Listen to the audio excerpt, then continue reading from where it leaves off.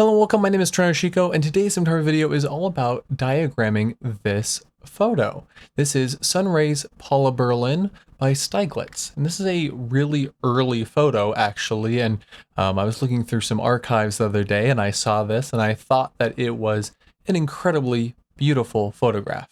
The whole design of it is actually very gorgeous with these other photos and drawings on the wall and the bird cage and this wallpaper and the actual shape of the blinds from the sunlight coming through the window. I really think it's gorgeous and I wanted to talk about it. So I've brought the image already into Draw.io. Draw.io is a free and open source diagramming software that I use to diagram for cinematography and video production needs. If you would like to get this set of tools up here at the top, these are the filmmaker tools that I've put together. You can get that free template for Draw.io for my Patreon. It is completely free and linked down below. If you want to join me on Patreon, the actual tiers start at $2 and they help support these videos and the other videos that I create on this channel. If you've already done that and you want to learn how to import it, I also have a video down below to show you the process of importing the template tools and also importing your own reference image to diagram. So let's get started here. I'm going to show you two different ways to light this image. So kind of taking an analysis of the image itself at first here, we are going to just take a look that at the top of this image, it is still quite dark. We aren't getting a huge amount of bounce in this room, and the same thing can be said for the bottom. Now the wallpaper itself appears to be quite dark in tone, maybe like a dark green with a kind of goldish, whitish cream accent for the actual florally kind of design. Not a lot of white walls like a lot of the images that we frequently talk about. We want to make sure that we keep this level of darkness at the top and this darkness at the bottom, but we want to make sure that it's clearly still daytime coming from the outside. And I think that's basically defined in our brains by this window being a very bright source. We can see that it's daylight because of how bright the light is that's coming in, and also some of these reflections that show the light is being captured from the outside world. And so the challenge here is faking this basically, but I'm getting ahead of myself. The other thing I want to make sure that we produce in particular is these really nice crisp lines along the back wall from the blinds. I think those are absolutely gorgeous. It actually is a very like noir-esque look, although this photo was taken quite significantly before noir came into style.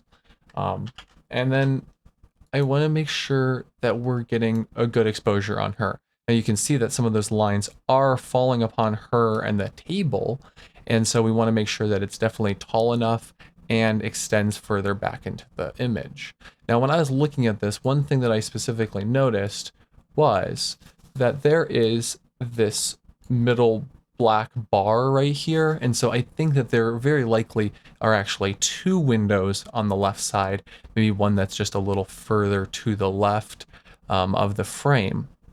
And so we want to make sure that we get this bar right here as well if we're going to be reproducing this in full. And that helps also with making sure that we have enough light and that the shape of the light coming into the room is correct. There is a pretty significant distance between the edge of the window and the edge of the frame here. So that kind of tells us something about the angle that the light source is coming in. But now that we've talked about that, let's actually make the room. So just as always, using the floor plan tools here built into Draw.io makes it so easy to use. If you notice, the table is a little tucked into the corner versus back in the room. And this wall is pretty close there. This is a small space to be working in. So that kind of helps us with our, very singular light source coming from this window, but also at the same time challenges us because of the space we're working in to get the actual lighting that we're looking for. So I think that's a pretty reasonable look for how this setup is inside of the photo. And just, to start off, we're going to place our camera. And this is pretty center framed. You can see on the actual image, the dot that is the center and the center. Her head is really pretty much in the middle of the crosshairs. And so we're going to put this right about there so that if she was sitting there, we'd have her in the direct center. And with our lens choice, we want to make sure that we get both this corner and this corner. Those are important details to the room. The space does seem a little compressed between her and the table and the back wall. Even though she is pretty close to them, I think there is a little bit of compression happening as well. So with the camera placed, how do we get this light, and how do we do it affordably? Well, the most affordable method for this would be plan your shoot so that you can use the sun. Because if you have your sun, and when we look at this angle right here and how this is getting cut off on the wall, we can see where the sun would need to be. Now, I think the sun is not incredibly high in the sky. I don't think it's like setting per se, but these lines are coming more straight across than not. It's not being cut off incredibly low. We have more height to this. It's not very angular downwards. Now, at the same time, there is some slant that you can see with the shape of the blinds, although that can be an effect of them being projected onto the wall as well. So we plan our shoot to be able to have the sun be our key light through this window. That's the cheapest way to do it because the sun is free. And so that would be basically the angle you're looking for. It's getting blocked by this edge, and as it's blocked by this edge, it creates this edge of the actual projection of the window, and we reach all the way over here as well. Now, there are some sort of curtains at the top here that are creating some shape to it. There is another bar right here that is less noticeable immediately, so the shape of the window might have more framework in it. But if you are using your own window in your own house, it's not going to look exactly like this. But we are planning this shot to get this kind of look. Well, that's how we do it. Now, when the sun moves, if it moves this way, you will have to potentially adjust. So, shoot quickly, because suddenly those lines are going to be much further over. Maybe you shoot your wide first and then you can move in for coverage because the sun is moving towards casting onto her face. That would be, I think, an ideal way to do it. You don't want to shoot all the stuff casting on her face from a very specific angle, and then as the sun moves, go to your wide and have nothing on the back here. You want to be careful with how you plan to shoot this. But that's the general idea. Now, at the same time, you might need some more light because this wallpaper is dark, because of how cameras work. We probably do need a little bit more light in the room, and that can be done a couple different ways. You could use something as simple as a bounce to just kind of bring a little bit back in from the right side. But if you'll notice, the shadow on her shoulder right there is very, very dense. This is as dense pretty much the shadows on the floor and the actual tablecloth and the ceiling. It is very dark, so we are not actually getting too much light back. So if you need to use a bounce here, you're going to get that shadow to open up just a little bit more. That can be fine for however you might be needing to light, but I'm not going to put that bounce in today because I don't think that's going to work as well. I want something that brings up the exposure on this side without affecting this side all that much. Now, one note here is that these shadows along the tablecloth are pretty deep. The exact angle of this will determine how deep and how affected these shadows of the kind of pleats of the tablecloth are being. So maybe it's a little bit further over like this, and that is why we're getting such deep shadows. It's the sun, so it's going to move. But the main focus for me is how to get this edge of the window to be flagging essentially to create the shape of the window on the other walls. So with the idea of adding some more light to this, I think easily you could get a softbox or an octabox and put that kind of on the camera's left, same side as the window to make it feel more like your key light, and have this be very subtle.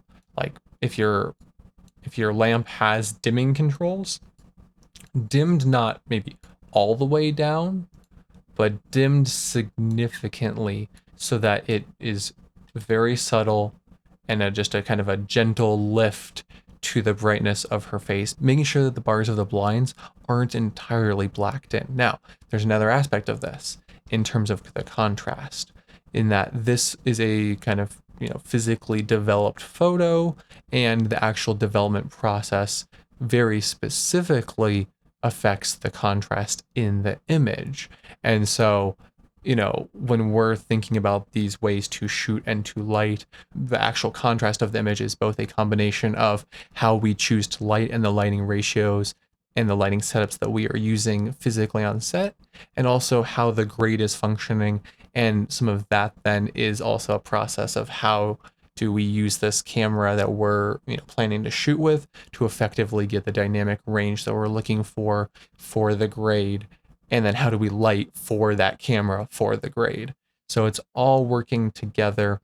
So I'm not focusing incredibly much on the exact nature of this contrast, but rather understanding that these bars are not completely blacked out while we retain a lot of brightness detail in her face.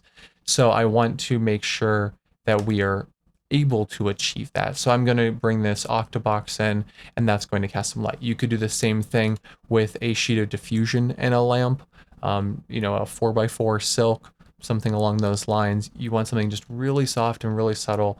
But this is the cheapest way, because all you need is basically a lamp, an octabox, and the sun besides your camera. But you need a lamp and an octabox in terms of your lighting equipment. That makes this really a quite affordable way to do it because you have the sun. Now, the other aspect that's good about having the octabox is that if the sun moves a little bit, you don't just immediately lose your exposure in some way. You have that control. I did a Goya diagram recently for an outside image, and I talked a lot about how using some artificial lighting to supplement the sun makes it so that you have a little bit more control and a little bit more time to work as the sun changes. So then what if you are on a set, or you do have access to outside, or you have a little bit more money, or you want a little more control? Well, those are all really good questions. So with that first version down here, let's talk about if we want to have a little more creative control. And how I'm going to start out is basically replacing the sun with a lamp. And I'm going to use a Fresnel on that lamp. And I'm going to use a Fresnel in particular because I want those lines to be even a little bit harder. So we're going to make that light a little bit more directional. Now, there are other tools like snoots that you could use to help project this on the wall. I would say that with the whole window right here, using a snoot in this case is not as effective. We can easily have physical blinds on the window and cast our light through it to create that, rather than using the snoot to project that shape. The snoot, in my opinion, is better for a detail in the background, or to just get directly on someone's face if you don't have that window in the frame in particular. Or if you have this kind of setup, but you have another window that's, maybe higher up or something like that, and you want to just project the shape of another window on the wall that is separate from this window. That's like some, kind of movie magic trickery in terms of how the space and the lighting works. I think that would be a more appropriate use for a snoot rather than using it for this look. But at the same time, you want your light to be very directional. The other thing that you can do is use a mirror to bounce the light and have that mirror be what is then becoming the source. That'll make the light very, very directional, and that will help you create these distinct lines. But that's a little bit more complex, a little more advanced, and so I'm not going to be talking about that in particular today. That just is an option for you to think about or look into. So we have a lamp and a Fresnel, and that's what's creating our light onto this scene. And I think that that will be enough to be her key light. You probably would need a relatively powerful lamp to achieve this if you're just using one light, something like a more high-end aperture or an Intelitech light cannon, a tungsten Fresnel, something along those lines would be where you would need to be headed to get this much distance, this much light, and have it still look like sunlight. Now, for the sake of still being relatively inexpensive, I'm going to keep the octabox in here. I don't think we need to necessarily replace that with a diffusion sheet and a C-stand and have the whole setup in that way. That adds a lot of time and complexity. And we're going to talk about this from the lowest budget perspective. Now, diffusion in terms of like a 4x4 or even a 2x3 will give you more control of your light and how it's falling. So, that's the kind of creative versus practical versus budget cost that we're talking about, always balancing. And kind of lastly, I want to say that this could be on a set, or if it's like, at your home or apartment, and, obviously if you're at an apartment, be careful with not getting in trouble for making a movie there. But you might want to actually go outside and place this lamp to be that key source from the outside. Now, if that's what's happening, you don't want the sun to be like right here and kind of have like very much two direct angles coming in. You want to make sure your sun is either in line with it and you're working quickly, or your sun is somewhere else so that it might just be ambient light coming in that window. If you do have a problem with how much light is coming in, you could do something like flag off this entire area besides where your lamp is coming through to just reduce how much excess light is coming in the window. That's possible. That happens really, really frequently. You could use some curtains to help diffuse that light overall, but at the same time, I don't think you want curtains if you want these really distinct lines like this. You don't want that light diffused, you want it directional. Very frequently with working with windows, it is this idea of how do we block off the entirety of this area to make sure that no light's coming in. I've seen some pretty amazing behind the scenes photos of setups that block out the entirety of a 15-foot space behind the window to make sure that light can be completely customized and controlled. And while I think that that's really effective and that's very much a Hollywood technique, I think that gets expensive in terms of labor and equipment very quickly. So I would say that if you're aiming to have a balance, having your lamp and your Fresnel and then some wag flags or 4x4s or just duvetine that you've hung outside to block that in, that's a good balance, even if it's not completely controlling the light. But this is overall a really pretty simple setup. You basically need, if you're not even going to have the actual flags there, is a Fresnel and a lamp for outside for keying. And then you need this octobox inside to just raise up the exposure a little bit. Now you could use something like a flag to help shape the light so that it doesn't spill too much into this top or the bottom of the frame, because we want that darkness. We want the daylight to feel like it's the brightest thing coming in and landing on our subject here as she writes her letter or whatever she's working on. And I will say that this line right here, it will be controlled by how in line your lamp is with the actual window itself. The more straight on through the window, the further this line is going to go towards the right of the frame, and the more perpendicular your lamp is to the window, the more it will go towards the left. In this case, it's not exactly tucked in the corner, and it's not covering her, details of the set right here. So we've balanced that. And so if you are using a Fresnel lamp to control that left to right, that's one thing to be aware of. If you're using the sun, that's not going to be so much in your control. So those are two different ways to light this image. One's a little cheaper because it uses the sun as your key. The other one can either use the sun and your own lamp or just your own lamp, depending exactly on your situation of actually lighting through a real window or being on set. Like I said, if you are using a lamp to shoot through that window, especially if you're trying to compete with the sun, you will need something that is more powerful to get that effect to work properly.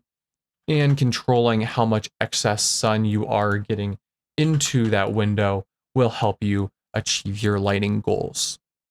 I really, really like this image. I think it's gorgeous, and I think it's amazing that it's a quite early photo as well. There's something that is still so contemporary about how this looks and the emotions that it expresses of, writing a letter in this kind of afternoon sunlight. So thank you very much for watching. I really appreciate it. If you want to get my free filmmaker tools template, you can find the Patreon link down below. It's easy to download and get set up so that you can make your own lighting diagrams. If you want to join my Patreon, tiers start at $2. I also have a Ko-fi and a Buy Me a Coffee page.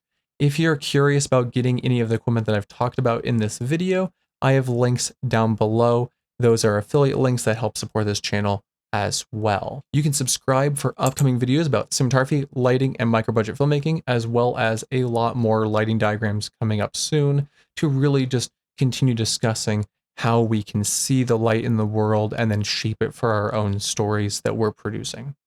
I really love making these, and I really appreciate that you watch them. I hope you have a wonderful, safe, and happy week. Take care, everybody.